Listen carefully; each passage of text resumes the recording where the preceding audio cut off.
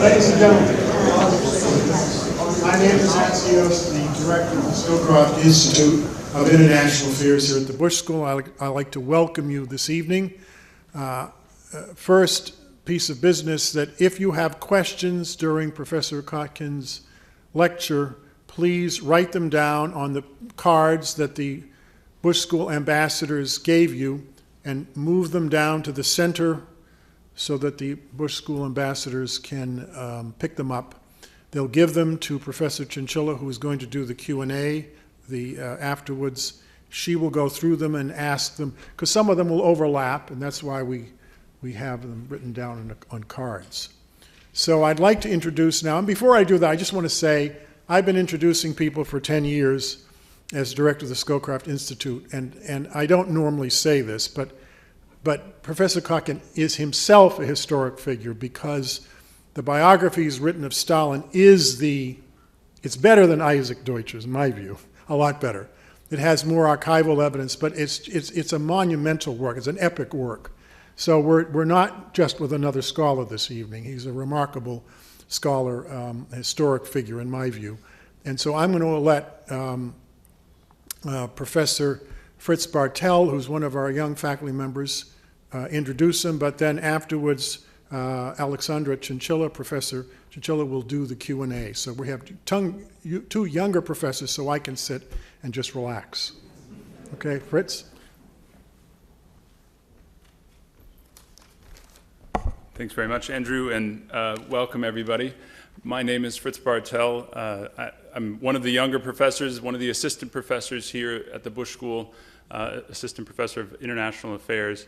I'm also a historian by training, and so I think it would be a special honor for any historian to introduce Stephen Kotkin. It's particularly an honor for me because, and I'm sure I'm not alone in saying this, but he has influenced, he did inspire and influence my own work. Kind of not his Stalin biographies, really his work on the late Cold War, but just to give you a sense of the breadth of things that he's done and the kind of breadth of lives that he's affected. Some of his secondary thoughts really were just things that I took as immensely inspirational for my own work. So Stephen Kotkin is currently the Kleinheinz Senior Fellow at the Hoover Institution out in Palo Alto, California. Prior to that, he served as a professor of history at Princeton University for 3 decades. He is currently completing, as Andrew mentioned, a massive and monumental historic 3-volume biography of Joseph Stalin. And his other works, a book called Armageddon Averted, which remains one of the best books on the collapse of the Soviet Union, a book called Uncivil Society, which also is the work that really inspired me, about how the Cold War came to an end in Europe in 1989.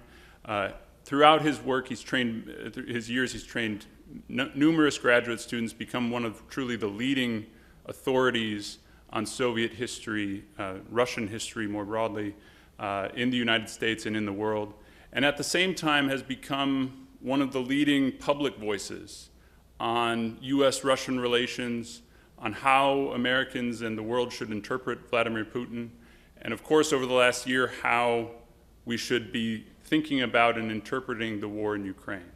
And so we're very lucky that tonight he's going to be combining those two things, really, giving us a sense of his work on Stalin, a sense of Soviet history, and how that should influence our thinking about the war in Ukraine today. And so it's really an immense honor and immense pleasure for me to introduce Professor Kotkin, and I hope you'll join me in welcoming Professor Stephen Kotkin.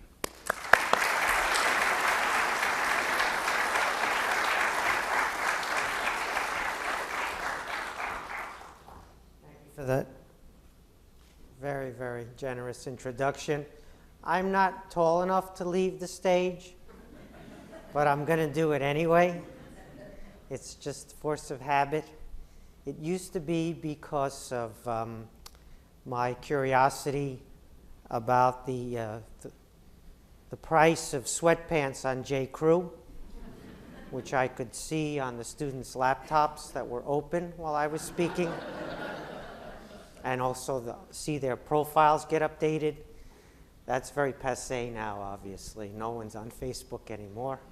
It's like Yogi Berra said, nobody goes there, the restaurant is too crowded. So yeah, that's how it is with but I still have this habit now. I apologize.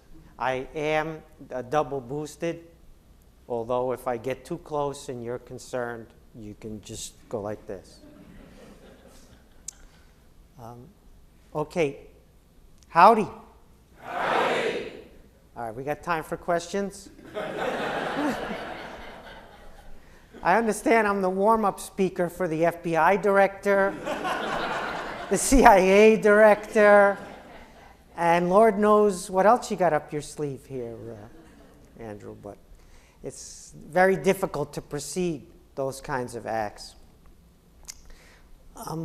It's been a terrible year in many ways because I spend most of my day writing about the horrors of World War II, the Soviet regime, atrocities in Ukraine, mostly Nazi atrocities, of course. And then the respite from that, when I come up for air, are atrocities in Ukraine, another war in Ukraine, atrocities in Ukraine, this time committed by Russia. So I didn't think I would live to see the continuum almost between the deep archival work that I was doing and the present day that we were living through. So I'll try to make a few connections, but we'll see. So the main takeaway, well, the hoped for main takeaway of today is that you have to win the peace. And you have to think about being able to win the peace while you're fighting the war. Because you could win the war and you can lose the peace. Unfortunately, America has become very adept at that recently, where we're second to none on the battlefield, whether that be Iraq or Afghanistan, and then we have trouble consolidating those gains and winning the peace. And so it's a reminder for us that in interpreting Ukraine, we need to understand how they could possibly win the peace, which is a sustained process over generations, winning the peace. In America, we have a debate which is more or less people want to get out. It's not really worth it. There are other priorities. We're spending too many resources, and there are other issues that we need to confront, whether that's China, whether that's domestic issues. So the kind of all-out part of the argument. And then the other part of the argument is the all-in. We have to do whatever it takes to support Ukraine. And so one is a little bit on the capitulationist side, let's say, towards Russian aggression and atrocities. And the other one has no definition of victory or winning the peace. So it's a very frustrating debate to be involved in the U.S. If you were all in, how do we win? How do you define victory, and how do we attain the victory, and how do we sustain the victory? And if you want to get out, and there are consequences to that, what might those consequences be, and if you want to pay the price of those consequences, potentially. So I'm going to try to address that, but go backwards in history, and then come towards the present at the end, if I make it. So in World War II is a scale way beyond anything that we have going on now. It just happens that I'm, as I said, writing the third and final volume of the Stalin trilogy, which is about World War II and the Cold War. And they're just the scale, just to remind everybody, that the death total of World War II is around 55 million if you take the low-end estimates for deaths in China. 55 million, which is exponentially more than World War I. So you can only imagine World War III with the weaponry that we have today. There would be another exponential difference between the potential casualties there. So 55 million dead means that it's not comparable to what we have going on in Ukraine. Ukrainian casualties are at least 120,000, probably 150,000 dead, that is killed and seriously wounded, not returning to the battlefield, wounded, maimed. 120 to 150,000 on the Ukrainian side, and something probably around 200,000 on the Russian side. And on the Russian side, the dead are a much higher percentage of the total casualties than the severely wounded. So those are really big numbers, but of course 55 million is a separate category. Nonetheless, I'd like to take you through a little bit about World War II and then, as I said, jump to the present, if that's okay. We have a couple of theories of victory in World War II. One theory is probably still the most prevalent in some ways, which is that Hitler made mistakes. Hitler was a poor military leader. He made a lot of mistakes. And then, of course, there was General Winter, that is to say, the severity of the Russian winter. And so Stalin didn't really win. Hitler lost. That explanation comes from the generals, the German generals who survived the war and were sponsored by the US military to write an analysis of the war so that we could use that analysis in the Cold War. And so they were given a big project that was funded, and it turned out that the German generals, retrospectively writing the history of the war, they didn't make any mistakes. You see, it was Hitler, who of course was dead, committed suicide in the bunker, and he turned out to make one mistake after another, and these German generals were giving him fantastic advice that he was not taking or overruling, and they were geniuses, and lo and behold. The upshot of this was not just that the German generals were geniuses and Hitler was a moron. It was also that the Soviet Union gets no credit. The communist system gets no credit for the victory, which was a convenient position that was popular in the United States for much of the Cold War. So the Soviet system didn't win. Hitler lost. So that, I'm simplifying somewhat, but that basic approach was highly influential and still is influential. You can still hear people talking about how the winter was the main decisive in some ways factor in the war, when in fact the winter was not so severe at decisive moments in the war, and when in fact the winter was the same for the Red Army as it was for the German Army, and I could go on. So anyway, so then we have another series of explanations. Let me just go through them a little bit, which is that the Soviet sacrifices on the Eastern Front were decisive in winning the war. So about 80% of all German military casualties are estimates, but about 80% of German casualties were on the Eastern Front fighting the Red Army. So really the Soviets defeated, if you go by casualty numbers, we're talking about dead here. You go by killed in action or missing in action, the Soviets defeated the German Land Army on the Eastern Front. And the Soviets did that by sacrificing 27 million of their own lives, about 7 to 11 million Army side. The figures are complex and hard because they didn't have good accounting on such a battlefield at that scale. And then something on the order of 18 to 20 million civilian deaths. So that sacrifice on the Soviet side beat the German Land Army on the Eastern Front. So it's the opposite of the Soviets didn't win, the Germans lost, it's the Soviets won. And there's something to this, that it's true, the casualty numbers are orders of magnitude correct, whether it's 29 million or 27 million or 23 million. Once you get over 20 million, it's order of magnitude correct there. And certainly the casualty numbers on the German side are more or less correct. Then there are a couple of other interventions. Well, it was really lend-lease. It was really the American contribution to the Soviet war effort, sending them all sorts of really crucial items that they could not themselves produce that was decisive in the war effort, so that the Soviet army took the brunt of the German land army.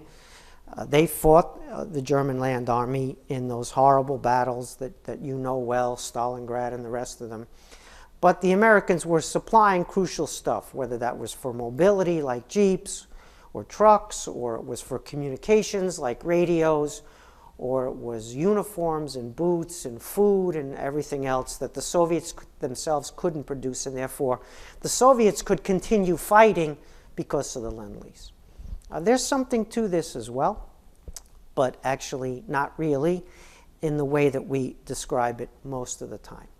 You see, because the Soviets argue back that they're the ones that produce the tanks.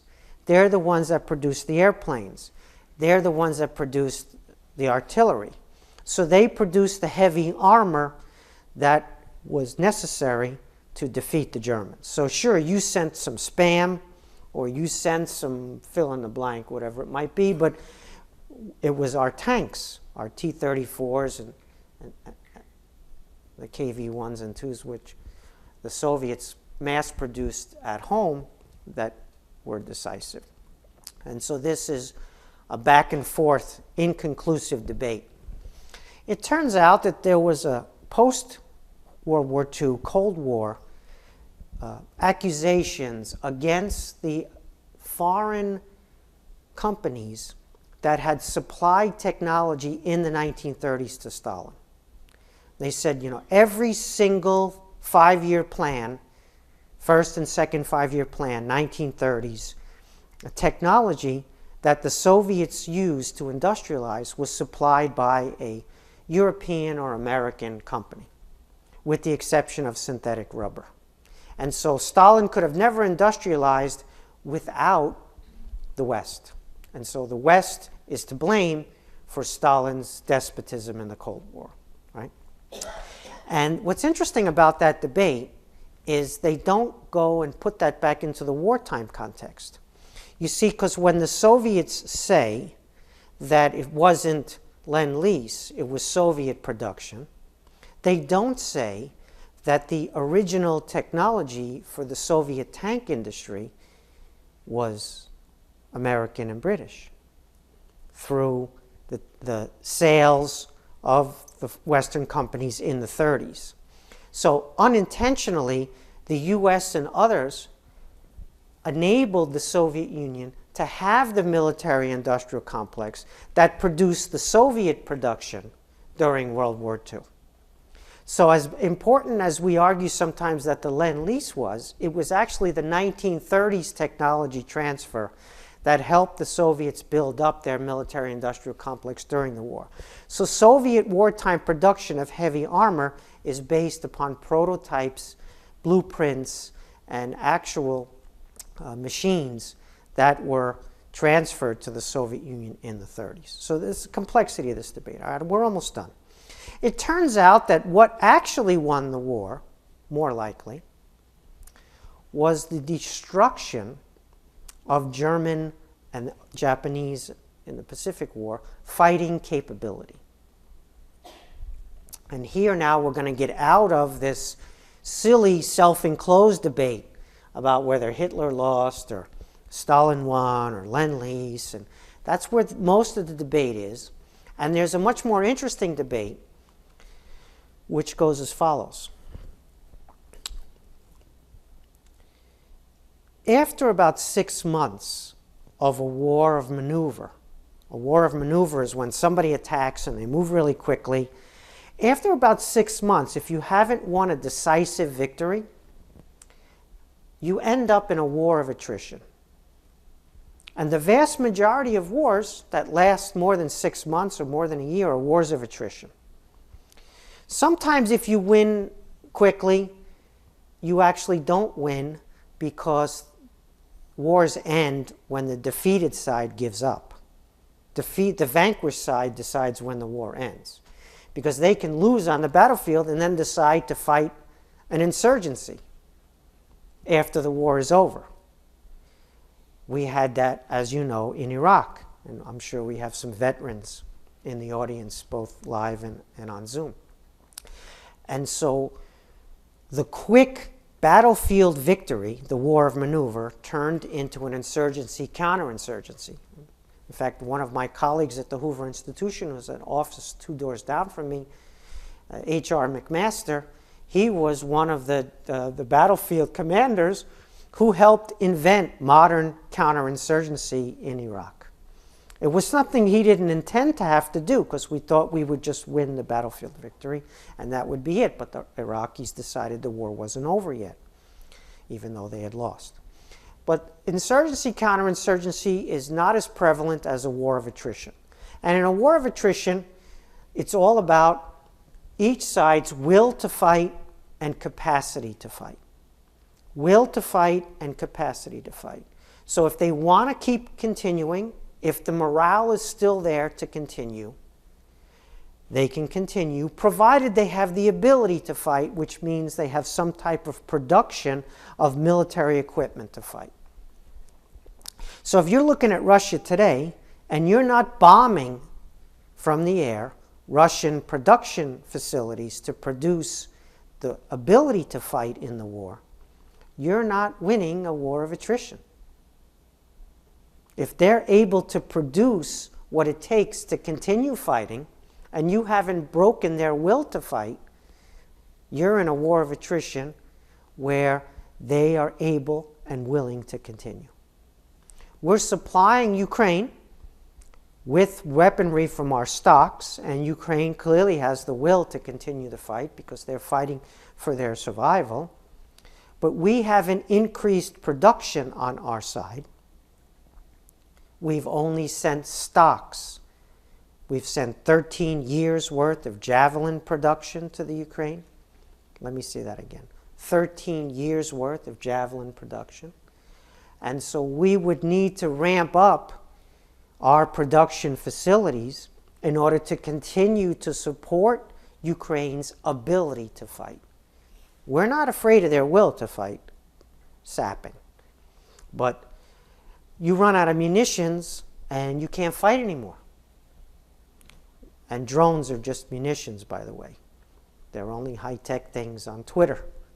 On the battlefield, drones are just munitions.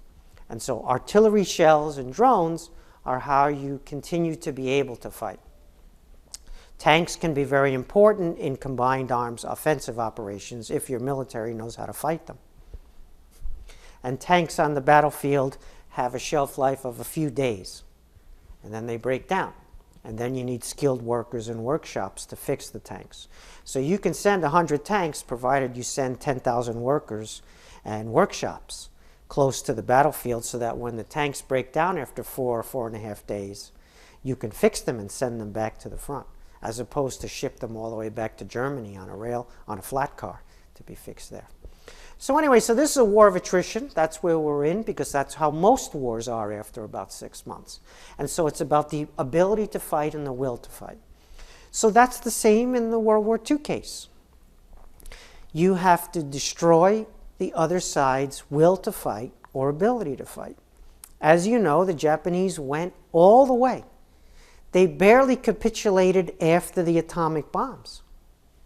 So the will to fight there was very hard to break. And in the German case, they fought to the bitter end, right? Hitler only committed suicide at the end of April 1945 after Germany was wrecked. But the ability to fight of Germany and Japan was destroyed. It was destroyed not on the battlefield. The ability to fight is not the stuff you have and you're using. It's the stuff to replenish what you have and you're using that's lost in the fight. So if you destroy German tanks or Japanese planes, that's one thing on the battlefield. Okay, I get that. But the point is they can potentially replace them. And if they can replace them at scale, and if they can produce even more than they lost, they can continue the fight. But if you destroy their productive capacities, if you annihilate Their tank factories, their airplane factories, their ball bearings factories, their metals factories, their aluminum factories. If you annihilate that productive capacity, then their ability to continue the fight at some point is lost, even if they have the will to fight. And that's how we won World War II. If you know the book by Phillips Payson O'Brien, I think it's probably 7 or 8 years old now, on how World War II was won. It's one of these magnificent books that I ask every specialist what they think of it, and they say, how do you spell that? I know. That's just the way things are now. But Phillips Payson O'Brien wrote this amazing book, which shows that U.S., and to a lesser extent, but also important, UK air power destroyed the productive capacities of Germany and Japan to continue the war. Not completely, but predominantly. And so they were bombing like crazy, and the bombing, post-mortem on the bombing, was that it didn't break the will of the Germans. It didn't break the will to fight. Didn't break the will to fight of Japan, right? Many more Japanese were killed in fire bombings of Japanese cities than were killed in the atomic bombings of Japanese cities. But the will to fight wasn't broken. And so the post-mortem on the bombing says it didn't work because it didn't break the will to fight. But it actually broke the ability to fight. And once again, you can have the will to fight, but what are you going to fight with? And so Phillips Payson O'Brien has written this breakthrough book, in my view, which shows that that was the strategy, and it was very effective by 1944-45. So the U.S.'s productive capacity during World War II was phenomenal and kept increasing. It didn't really exist in 1939 and barely existed in 1941. We were not ready for the war. But we developed this productive capacity, so by 43 and 44, we were producing just phenomenal amounts of destructive equipment to take on the Germans and the Japanese, right? And so that story is a really big story, and that's one of the reasons why the war in Ukraine is not going the way people think. Because we don't want to escalate by having direct U.S. confrontation with Russia. We don't want to allow the Ukrainians to attack Russian territory as opposed to Russian-occupied Ukrainian territory. And so we're not destroying the ability to fight on the Russian side. We thought that sanctions might do that economic sanctions would do that. But in fact, economic sanctions have not destroyed Russia's military capacity or its will to fight, and they never do. Sanctions are not the tool you think. There are only two ways to destroy a city: bombing and rent control. That's it. Sanctions, no.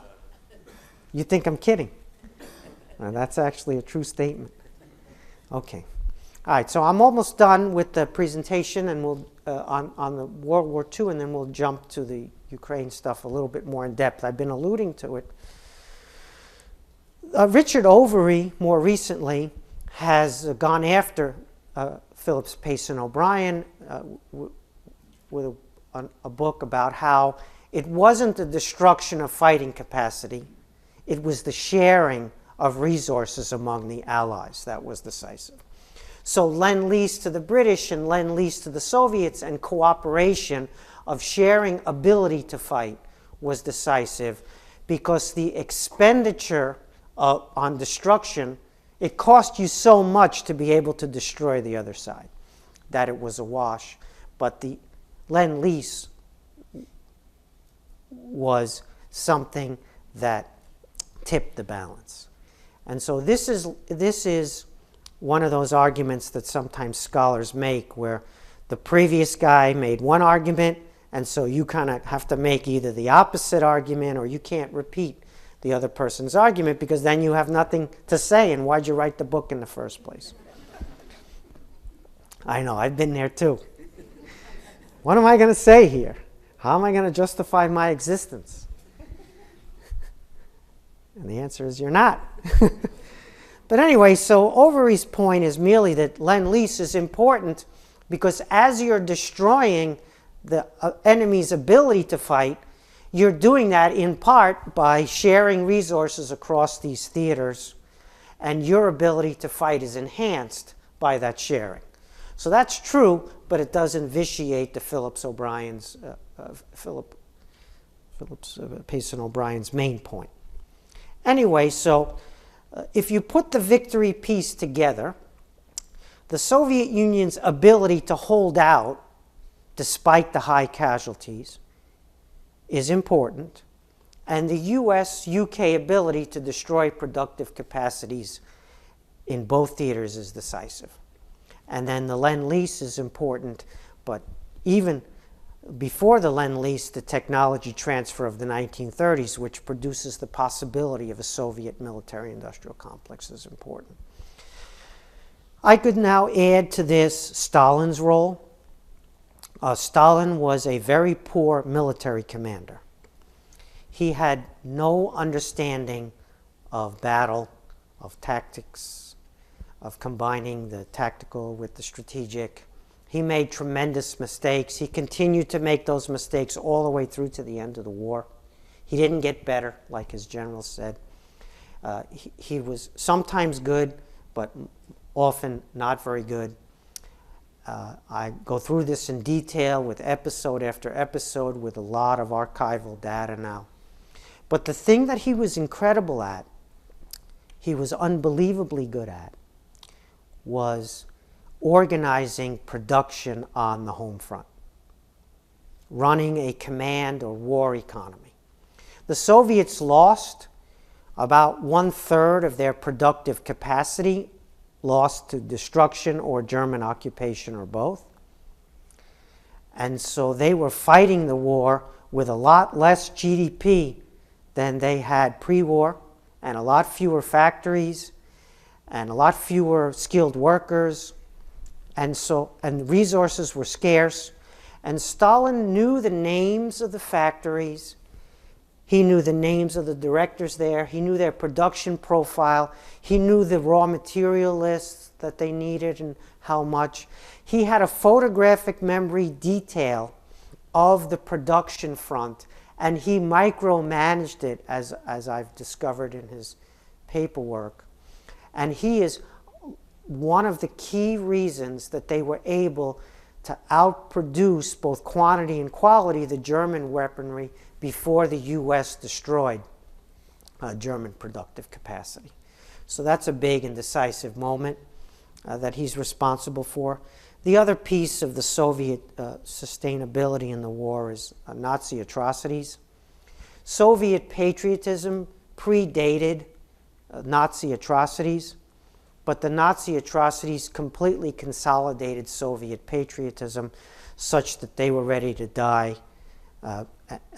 They were ready to absorb any cost to defeat these Nazi invaders. And so you can see this Ukrainian valor, right, plus Russian atrocities is the driving force of the war that we have currently going on. And you can see that this was a decisive factor for the Soviets able to sustain the Eastern Front battle despite everything. I could go on here. I'm not going to give more detail, although we can ask about it if you're interested. When Stalin lost millions and millions of people, he didn't care. They were enslaved farmers, so-called collective farmers. And if he lost 1 million of them to encirclement, he would just get another 1 million more. And if he lost them, he would get another 1 million or another 1 million. The Soviet Union was one of the youngest countries in the world, much younger population than Germany, and a much larger population of Germany, and they were enslaved. So Stalin had vast resources to lose on the battlefield in his mistakes, and he didn't care about the number of casualties. There were some pretenses here and there about it, but it wasn't real. He didn't care. He could fight that way because he was a totalitarian system. Right? He was a totalitarian ruler with a totalitarian system. Democracies can't fight like that. We care about every one of our soldiers on the battlefield. And we can't throw them into a meat grinder and just say, well, we lack this and we lack that, so we'll use mass. Stalin could do that, and he did do that, and he had no pangs of conscience. Okay, now let's get to the peace, because I told you this was going to be about winning the peace. So here we are. The war tide has turned by late 1943, and it's clear that the Axis, which peaked in 42 and was looking like it could win the war in 1942. In retrospect, everybody says they could never win it, but in prospect, 1942 looked like the Axis had quite an opportunity to consolidate victory with a couple of different choices. By late 1943, it's no longer the case. There's going to be Tehran Conference, there's going to be Yalta Conference, there's going to be discussions about the peace already during the war. And those discussions about the peace come up with various blueprints that are in,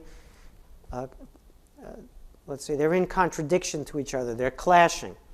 The British war aims for the peace, Roosevelt's vision of the peace, and Stalin's vision of the peace don't coincide. We end up with the Cold War, and the Cold War is often portrayed as some kind of misunderstanding. People think, oh, you know, if we just sat down and talked to each other and worked on the issues, and it didn't have to happen. The Cold War is not a failure, it's an achievement. It's standing up to a totalitarian regime without sacrificing 55 million people or more again. The alternatives to Cold War are capitulation or hot war. So Cold War is the best alternative, and it's achievement to mount the Cold War. So Truman should get credit, not blame, for the Cold War. In fact, every time the Americans didn't want to fight the Cold War, Stalin made sure that we were reminded how necessary it was to do this. Whether it was a coup in Czechoslovakia in early 1948, or blockade of Berlin, or green-lighting the invasion of South Korea by North Korea in 1950, which really was the consolidation of the will on our side to fight the Cold War. But anyway, so the Cold War looks like a problem when it's actually the solution. It works really well. There are mistakes. There are atrocities. There are all sorts of proxy wars, some of which are poorly motivated. There's Vietnam. There's support for the apartheid regime in Africa, in South Africa. One could go on. The Cold War is not pretty, and not everything in the Cold War is worth celebrating. But the Cold War as a whole was necessary. And so we won the peace, and Stalin lost the peace. He lost the peace decades after he died. You see, because all those positions that he attained with the Red Army in Eastern Europe, all the way up to Berlin, right? When Stalin got to Berlin, Harriman congratulated him, Marshal Stalin, you made it to Berlin. And Stalin said, Alexander got to Paris. That was the first thing he said when he got to Berlin. So all those positions, yeah, Alexander defeated Napoleon, for those of you who have yet to take important history classes with the amazing faculty you have here at A&M. That's on you. Okay. So just to wind this up now, so therefore, the Soviet approach to the peace failed because all those positions were lost, including Berlin, East Berlin and East Germany, the crown jewel that they had achieved by defeating Hitler and occupying a big piece of Germany.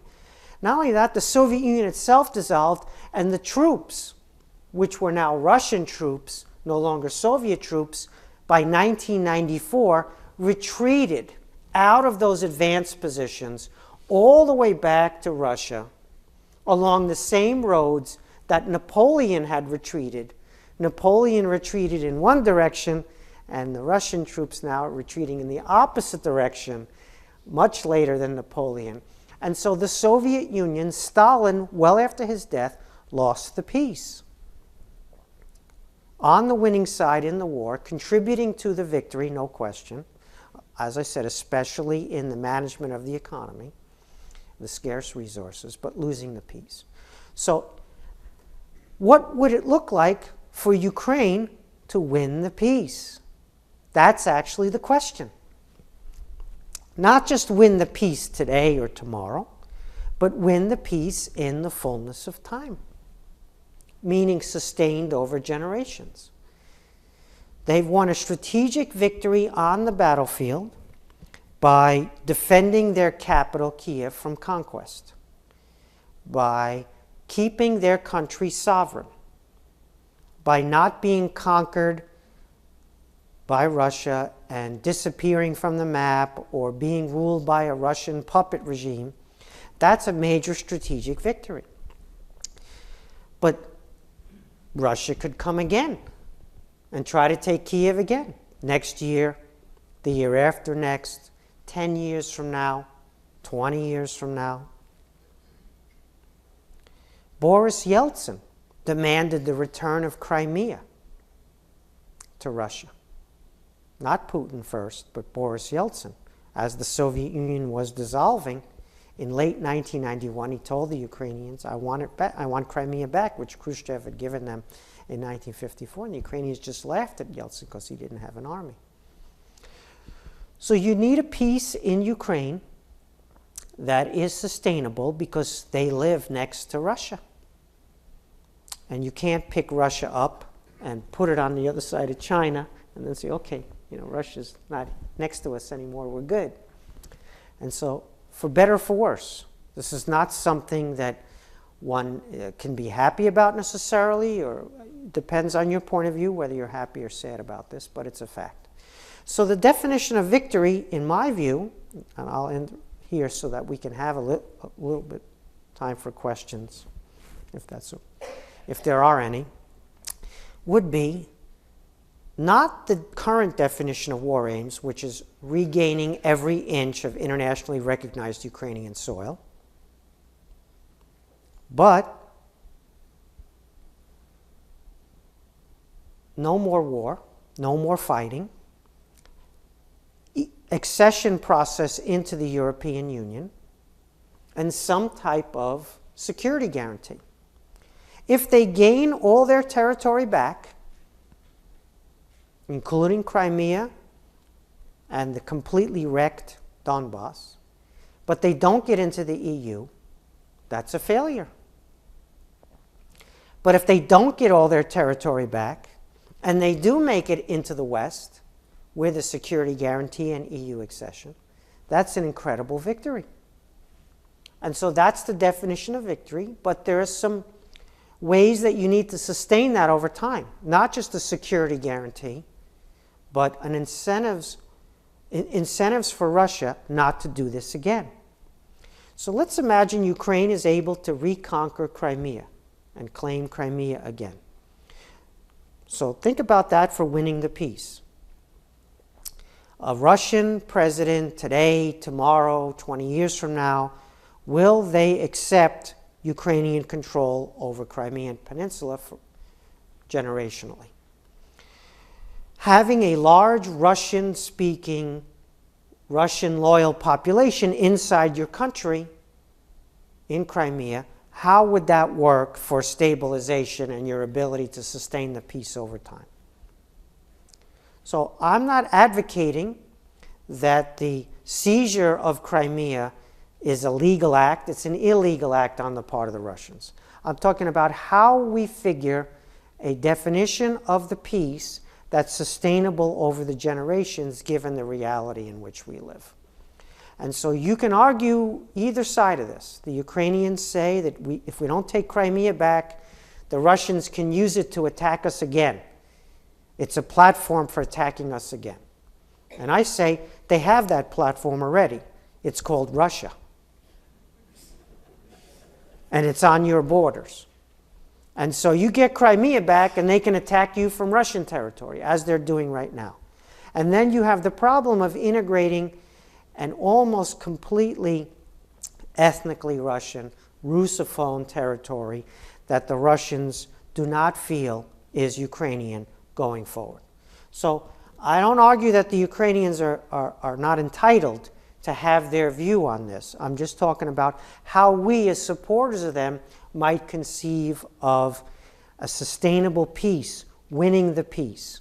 You get an armistice, the fighting stops. You get a DMZ, you get your children who are studying in school in a foreign language, learning a different culture, going to school in a different language, 1.5 million plus Ukrainian children not going to school in Ukrainian language. A year goes by, 2 years go by, 4 years go by, 5 years go by, and that's your future that now speaks fluent Polish or fluent German or fluent fill in the blank. So you got a lot to gain with an armistice, and you got a lot on the table that you could potentially lose to sustain this peace. And remember, South Korea got an armistice only, not a peace treaty. And they got a security guarantee from the U.S., ironclad, without an end to the war, without a peace treaty, just with an armistice. And South Korea is one of the most successful countries in the world. And it was built up behind the U.S. security guarantee, integrated into a Japanese post-World War II economy. And you have the EU accession process there as an instrument to transform Ukraine. And you have a potential bilateral or multilateral security guarantee. And then you have this Crimea problem that you could make into a solution, and I could go on, you get the point. Let's win the peace. Anyway, thank you for your attention.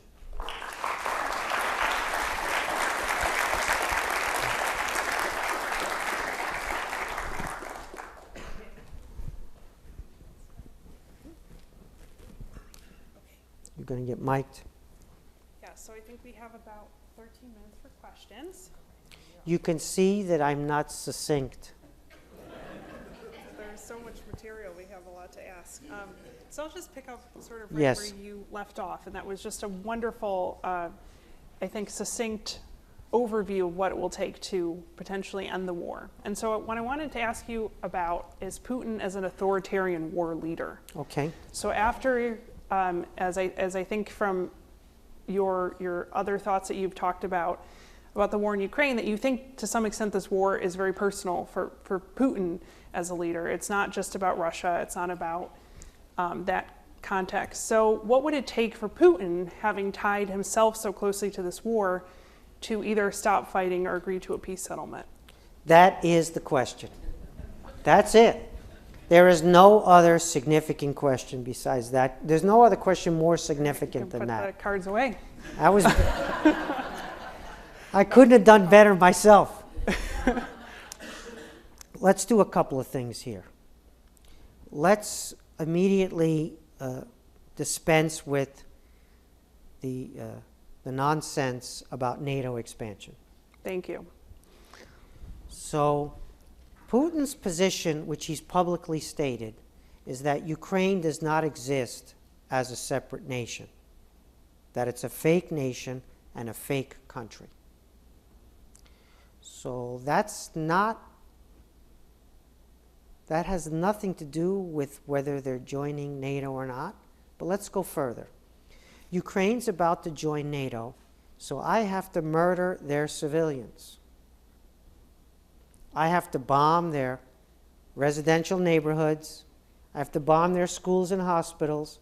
I have to annihilate their cultural artifacts to prove that they don't exist as a separate nation because maybe they were going to join NATO. Let's go on.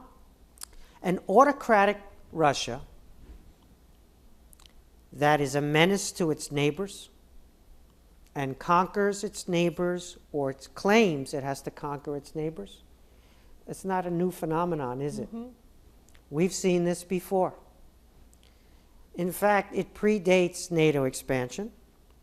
It predates the existence of NATO. This pattern of an autocratic Russia using coercion and taking over its neighbors, threatening, menacing, or conquering its neighbors, we have centuries of that example before the NATO expansion canard. So you want to tell me that NATO expansion triggered this? And I'm going to ask you, well, how did Stalin decide he needed to conquer all of Eastern Europe? Because he was looking forward for when President Clinton, the incompetent that Clinton was going to expand NATO? Right, okay. So those arguments play really well about it was NATO expansion. I just got back from Hong Kong. It's the principal argument in China about how the war started. It's the principal argument in Russia about how the war started. It's very prevalent in the global south about how the war started.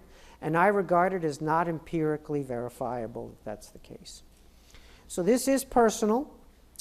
This is a story that is unnecessary for Russia. Poland controlled vast swaths of contemporary Ukraine's territory. What is today Ukraine was once Poland. I was in the city of Lviv at their museum before the war. You know it as Lvov in Polish, Lemberg in German and Yiddish, and Lvov in Russian.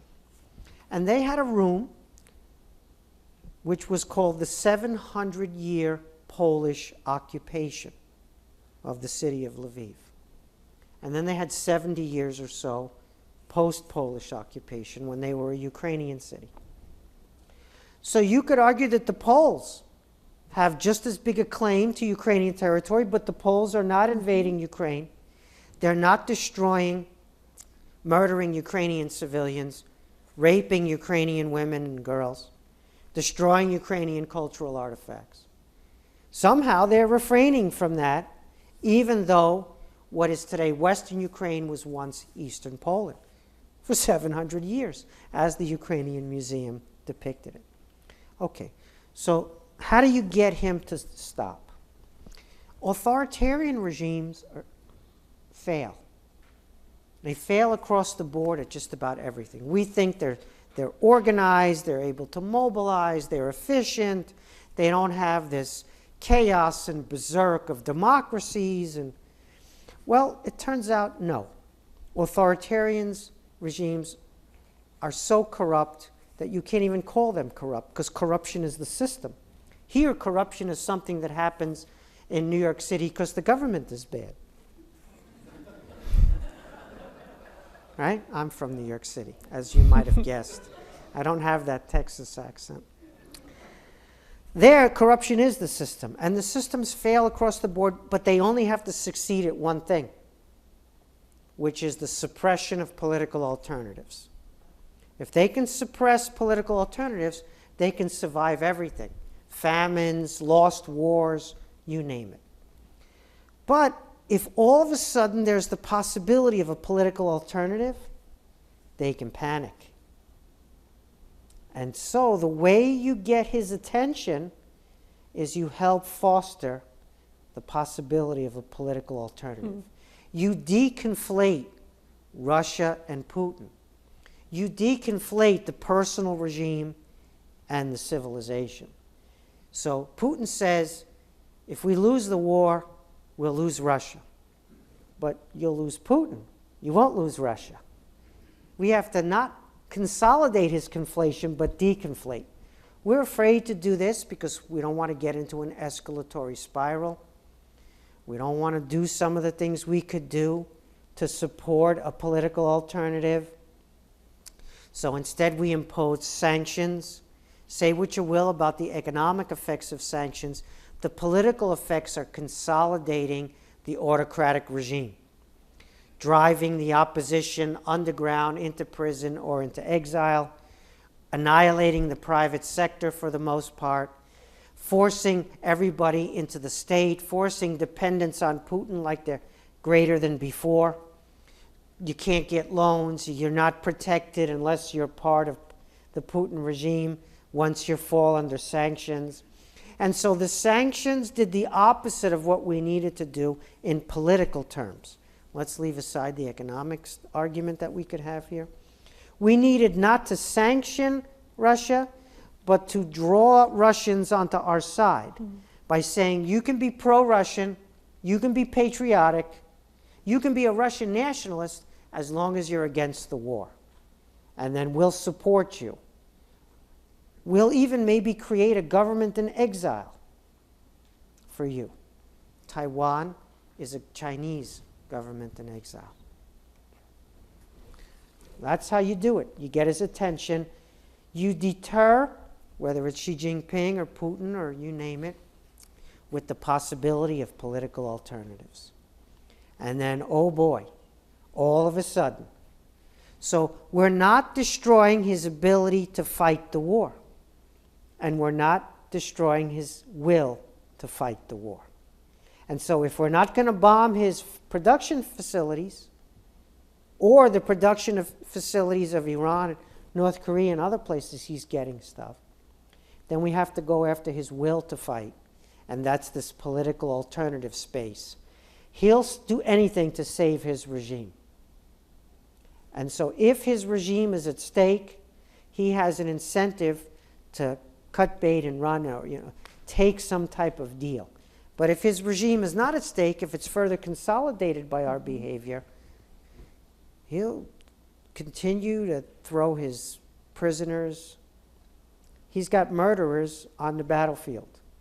He's got death squads that he released from prison to go murder on the battlefield. He's got a lot. He'll have another mobilization this summer, 200,000 we think. The CIA director may correct my number when he's in this auditorium in a couple of weeks or next week. But they have mobilization capacity. And so that regime needs to crack. That's on us. So do you think the will of the Russian people to fight, to keep going with that mobilization, do you think that can be degraded essentially without that Western help? Like, will Putin pushing to fight the war do that on its own? And this is from, I had some questions in here on the will to fight. It hasn't done it so far. It's been more than a year. Remember the predictions that Russia was going to run out of stuff? Mm-hmm. They were going to run out of missiles. There's a missile barrage or two every month, sometimes every week. They seem to be able to still produce, they're producing 60 missiles a month on average. And that's going to ramp up. And remember how they didn't have microchips anymore, and so they had to move the chips from the washing machine into the tanks and missiles? Remember all of that? That was March 2022. Well, guess what? They got plenty of chips. They're not running out. Remember how everyone, when they mobilized, they called up the troops that they were all fleeing and nobody wanted to fight? And they fielded 300,000 troops. Mm-hmm. Somehow, right, tens of thousands fled and 300,000 got to the battlefield. And they weren't trained, but they're just there to die. They're just there to degrade Ukraine's ability and will to continue to fight. And he's got a lot of that. And those who didn't want to fight, they're not in the country anymore. They live in Armenia, they live in Kyrgyzstan, they live in Turkey, they live in Georgia. They go wherever you don't need a visa if you're a Russian citizen. So the disintegration of the Russian army, the destruction of Russia's capacity to fight, the destruction of Russia's will to fight, which has been predicted the entire time, is Ukrainian military intelligence, right, propaganda prosecuting the war that enters our bloodstream and becomes media coverage of the war. Our media are not covering the war. They're fighting the war on behalf of Ukraine by putting this Ukrainian effective, in some ways, disinformation about Russia's going to disintegrate soon to be a self-fulfilling prophecy. And it hasn't worked. It could work. The Ukrainian offensive in the spring could disintegrate the Russian army. And then how do you win the peace? How do you do the deal? How do you get the armistice? How do you get Russia not to do this again next year or the year after or 10 years from now, right? So it could be that the offensive on the battlefield finally does disintegrate the Russian army. They're well dug in the south. They want to keep that littoral on the Sea of Azov. Putin just visited Mariupol 2 days before Xi Jinping went to Moscow. So we haven't been able to do that yet, despite all the predictions. And the Russians launched 50 drones against Ukraine, And the Ukrainian military intelligence puts out a press release that of the 50 that were shot at them, they destroyed 75 of them. It could happen. It hasn't happened. But even if it does happen, you still got to win the peace. If Putin gets removed, maybe he gets replaced by an escalatory regime, not a capitulatory regime. And so you got to win the peace. I think I said that. Okay, so Let's do one more. yes, one more. Okay. So I got a bunch of questions in here about the Russian-Chinese relationship, Yeah. because this seems kind of key to keeping the It's whole big. thing going, right? Yes. And so there are a variety of questions here. So one was about what makes Russia, given the fact that Russia has always seen itself as a great power, willing to maintain this kind of relationship where it's very much the junior partner with China. And then other questions about the limits of this partnership. So who is in charge? Where does it start? Where does it end? Russia does not decide to become China's vassal. China decides whether a country is going to become its vassal or not. And I don't think that's happened. I don't think the Chinese are permitting Russia to be their vassal.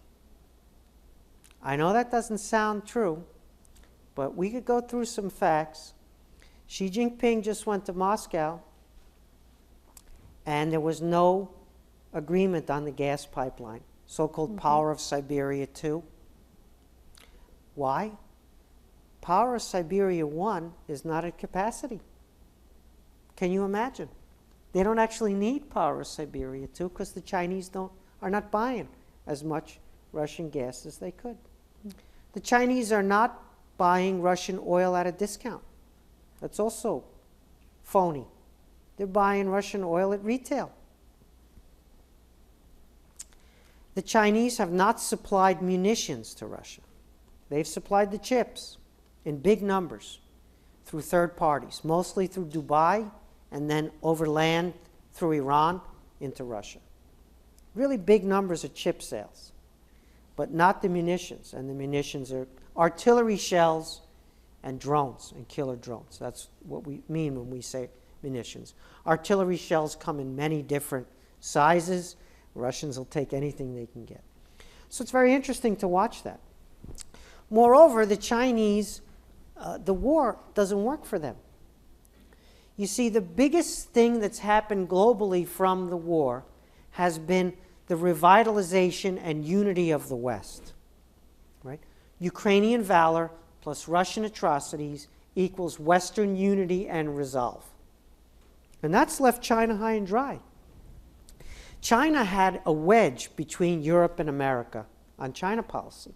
America hostile, trying to hold China down, trying to contain China. This is China's point of view. But Europe hates conflict. They love trade. There was this wedge between Europe and the U.S. on China policy. That wedge is gone now. Why? Because China rhetorically supported Putin's invasion of Ukraine, European country. And so the Europeans and the Americans now have almost a full embrace on China policy. And you can add the Japanese and the Australians into that picture. So whereas the West was divided on China policy, it's now more united than ever. That's a big strategic defeat for China. And Xi Jinping did that. What is he getting out of this war? He's getting the hedge of Putin's support. Well, Russia has a UN veto. China has its own UN veto. Russia has oil and gas. A lot of countries have oil and gas, and China's buying it on the global market. Some from Russia, but refusing to be dependent on Russian oil and gas, not doing that second pipeline, not even filling the first pipeline. So what you've got here is China needing to keep Putin on side as a hedge just in case, but desperately needing more to get Europe back on side and to divide the West again. Because for China, the whole game is technology transfer. And the technology is in the West. And if Europe and Japan and South Korea align with the US in the CHIPS Act and in technology export controls, you can't get that from Russia. You can't get that from anywhere else. That's only the West, and the West is not a geographic concept. It's an institutional concept. The West are those countries that have rule of law, and in most cases a treaty relationship with the United States, where there is a body like NATO or bilaterally, as we have with Japan, South Korea, Australia, and many other countries. So this thing called the West is such a big problem for China, there's nowhere else to go for the tech transfer. And they're dependent on tech transfer as far as the eye can see, because we have it, we develop it, they do try to develop it themselves, they do try to obtain it without paying for it on occasion. They do have some good universities, they do have some of their own R&D, we get that. But you look across the board, and despite the sensationalist discussions about how China is ahead in tech, there's a reason that they had hundreds of thousands of students at our universities in our science labs, and we had 15 students studying Chinese language in China. Most recent year, maybe it was 35, in 2020, 2021, whatever it was. And so, yeah, so the relationship is more complex than we understand. The two things to watch, there are two axes in the relationship. There's the bromance between Putin and Xi. They are very similar people. But societally, it's very shallow, the relationship. So to the extent that the bromance continues, I'm sorry, that's UT Austin. Mistake. Of all the mistakes I made tonight, that was the biggest. Apologies, I hope you'll forgive me. It was unintentional, I just realized it too late. The bromance brings them together, and societal shallowness brings them apart. That's one axis. The other axis is anti-Westernism.